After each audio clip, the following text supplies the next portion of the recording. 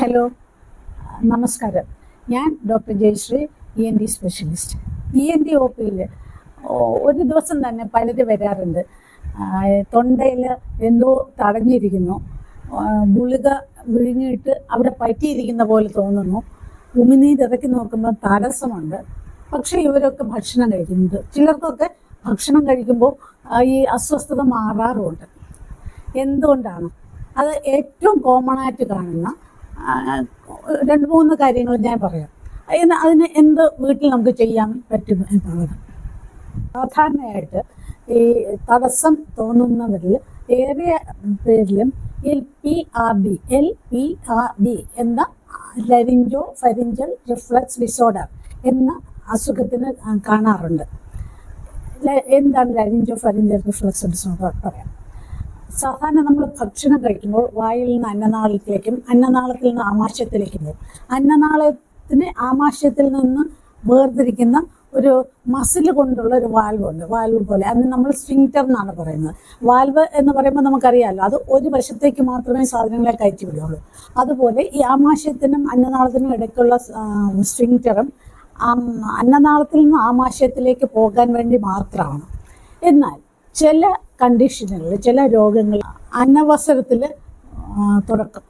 എന്നിട്ട് വയറ്റിനകത്ത്, നമുക്കറിയാം വയറ്റിന് നമ്മുടെ ഭക്ഷണം ദഹിക്കാൻ, പ്രോട്ടീനൊക്കെ ദഹിക്കാൻ പെപ്സിനൊക്കെ വേണം.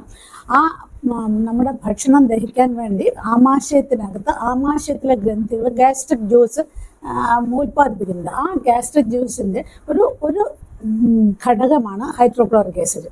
അപ്പോൾ നമുക്കറിയാമല്ലോ, ആസിഡ് നമ്മുടെ പുറത്ത് വീണാൽ എന്താ സംഭവിക്കുന്നത്? അവിടെ നീരുണ്ടാവും, ഒരു ഇൻഫ്ലമേഷൻ ഉണ്ടാവും, അല്ലേ? അതുപോലെ ഈ അനവസരത്തിൽ ഈ വാൽവ് സ്ഫിങ്ക്റ്റർ തുറക്കുമ്പോൾ ഈ ഗാസ്ട്രിക് ജ്യൂസ് മേളിലേക്ക് കയറും, അന്നനാളത്തിലേക്ക് കയറും. അത് അന്നനാളത്തിൽ നിന്ന് ഫാരിങ്സിൽ ലാരിങ്സിലേക്ക്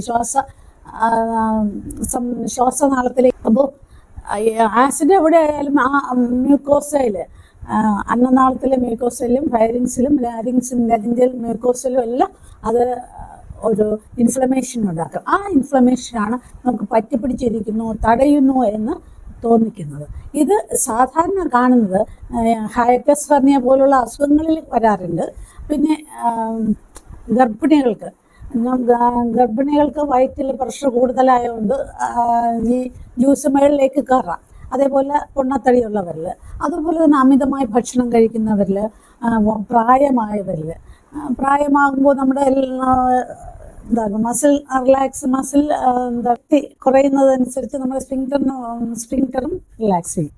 അപ്പോൾ അങ്ങനെ പ്രായമായവരിൽ ഒക്കെ ഇത് സാധാരണ ഉണ്ടാകാറുണ്ട്.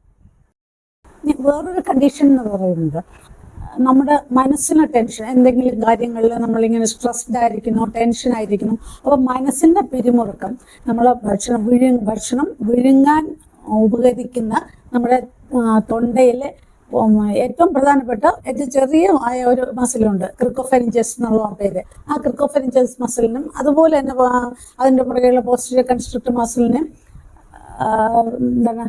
അത് ടൈറ്റാക്കും.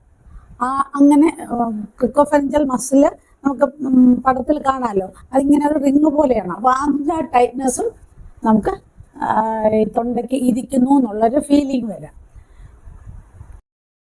ഇനി ഉള്ള കണ്ടീഷൻ എന്ന് പറയുന്നത്, നമുക്ക് സൈനസൈറ്റിസ് വന്നു, ഇങ്ങനെ മൂക്കിൻ്റെ പുറകെ കൂടെ കഫം ഇങ്ങനെ ഒഴുകിക്കൊണ്ടിരിക്കുന്നു, ആ സൈനസൈറ്റിസ് നീണ്ടു നിൽക്കുന്നു.